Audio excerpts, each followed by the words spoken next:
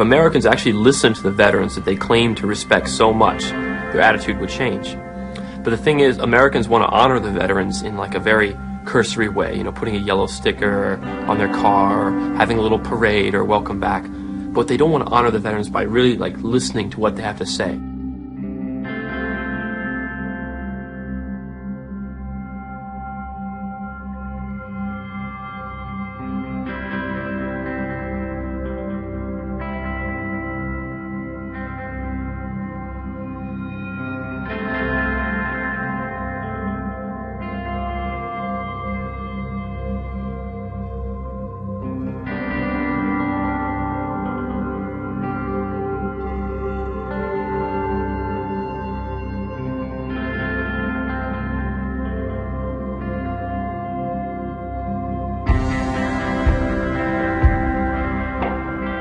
Have you ever read about the reasons they attacked us? We were not attacked because of our actions. They attack us because we've been over there. They want to kill us because of who we are and what we stand for. We're there, occupying their land, and if we think that we can do that and not have retaliation, we're kidding ourselves. But that kind of isolationism, sir, is what caused World War II.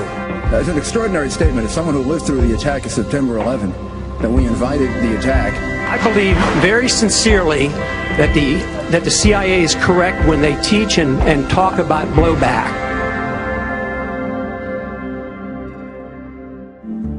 Blowback does not mean simply the unintended consequences of foreign operations. It means the unintended consequences of foreign operations that were deliberately kept secret from the American public, so that when the retaliation comes, the American public is not able to put it in context, to put cause and effect together, that they come up with questions like, why do they hate us?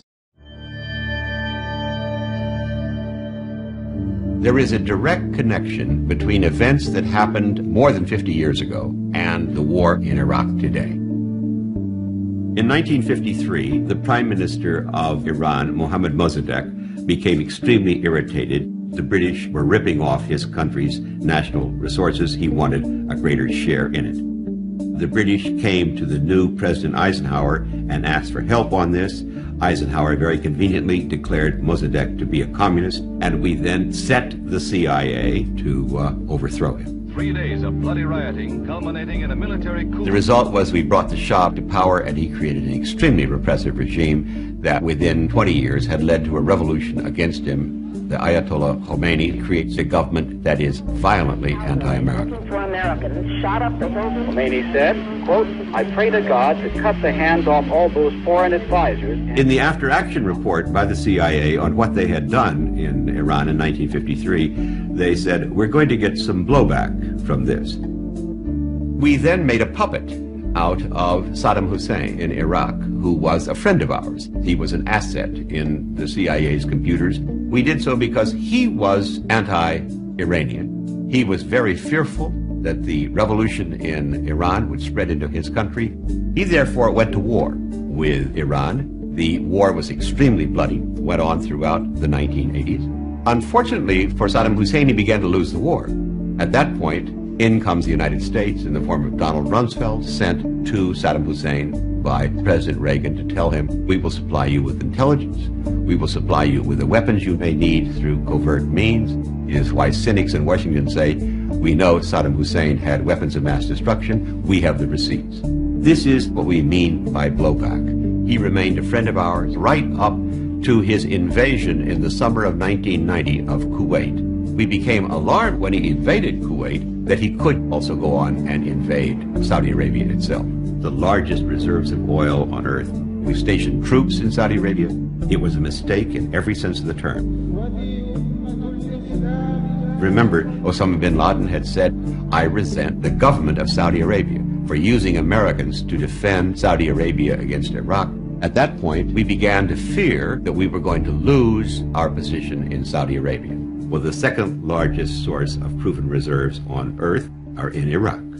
This leads us now to demonize our previous ally and to prepare the American public for the thought that we must take him out.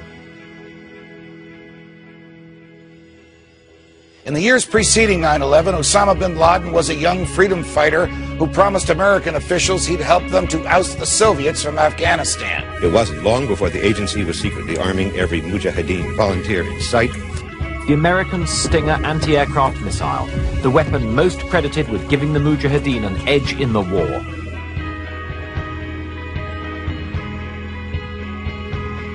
Following the defeat of the Soviets and the fall of the Berlin Wall, capitalism was triumphant and communism was gone. But in 1991, when the United States invaded Iraq for the first time, we established military bases in a land revered by Islam. Every suicide terrorist campaign since 1980 has had as its central objective to compel a democratic state to withdraw combat forces from territory that the terrorists prize. This war is not against Americans because we're Americans. It's against it's motivated by the activities of our government and its allies in the Muslim world. Furious at the American government for desecrating their lands, bin Laden and his maniacal associates began plans that would lead to the clash of civilizations that culminated in the tragic events of 9/11. They don't come here to attack us because we're rich and we're free. They come and they attack us because we're over there. Mossadegh was freely elected. Okay, he served almost 2 years. We went in there and caused the demonstrations that led to his overthrow. Now the Iranians remember that. You know, they remember that. Yes, there was blowback. The reaction to that was the taking of our hostages. Most of the American people are totally unaware of what really goes on with our foreign policy and of the way we're irritating people. We're creating a lot of enemies around the world. Maximum covert operations to block and disrupt the Iranian program, including taking out their scientists, including breaking up their systems, all of it covertly, all of it deniable. Iran is a country that has been at war with us since 1979. The senator is wrong on his history. We started it in 1953. The blowback came in 1979. It's been going on and on because we just plain don't mind our own business. That's our problem.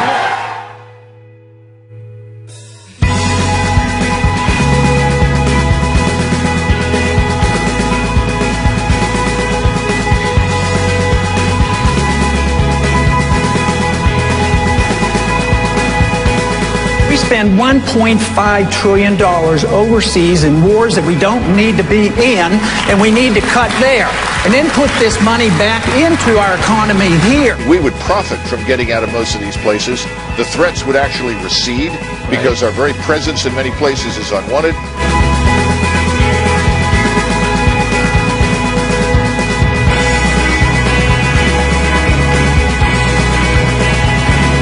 Many of the nations that we've been protecting would have to invest the money to protect themselves. I'm not a leftist. I'm a very conservative person. But I really do think we need to look at our actions. Actions promote reactions. One of the really appealing things about Ron Paul is that he understands the importance of history. He understands the importance of seeing where you're coming from. If we understood the way the world feels about us, I think we would change. We're a very compassionate people. We, as a group, now have a greater moral responsibility to act than those who live in ignorance. Once you become knowledgeable, you have an obligation to do something about it.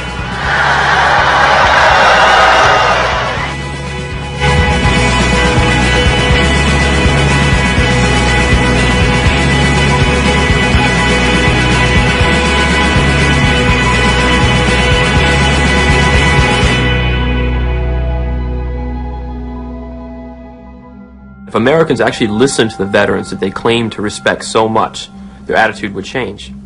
But the thing is, Americans want to honor the veterans in like a very cursory way, you know, putting a yellow sticker on their car, having a little parade or welcome back. But they don't want to honor the veterans by really like listening to what they have to say. When I came back, you know, after my first appointment in 2007, I was really excited to see this guy in the presidential debates by the name of Ron Paul. He talked about an idea called blowback, which was that our foreign policy has repercussions. It means a lot to go out and defend our country and make those sacrifices, and it's not something that should be taken lightly. I support Ron Paul because I believe he's the only candidate with the fortitude to actually stand by the Constitution In 1999, my desire to defend the Constitution and fight for my country motivated me to join the United States Army. In 2011, that same desire motivated me to leave the Army. And now that desire motivates me to support the only presidential candidate who will truly defend the Constitution. When you sign up for the military and you sign the dotted line, you're there to defend America and the Constitution, and Ron Paul is the only person that's been doing that for a while now. I support Ron Paul because he would take our troops out of harm's way. We only have those rights that we are willing to defend. And I think Ron Paul understands that. He has so many of us standing with him. His calls to bring the troops home should be taken very seriously. They can no longer use this rhetoric of support the troops, because what the troops are telling you, both in Iraq and those who return, is that they don't want any part of this. They want to come home. Ron Paul will restore America. He will restore the Constitution, and he will truly support the troops by bringing them home to defend this country. Our campaign got more money from the troops than all the other candidates put together.